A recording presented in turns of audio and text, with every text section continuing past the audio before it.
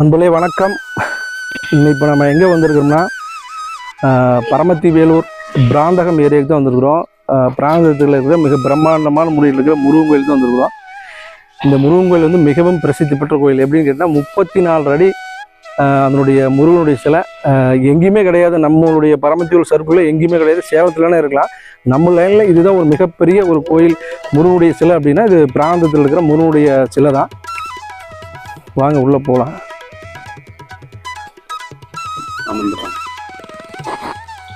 நம்ம இன்னைக்கு நம்ம பரமத்தி வேலூர் 360 சப்ஸ்கிரைபர் இருக்குது சேனல். பரமத்தி வேலூர் 360 சேனலுக்கெல்லாம் இன்றைக்கி ஒரு அற்புதமான ஒரு காட்சி.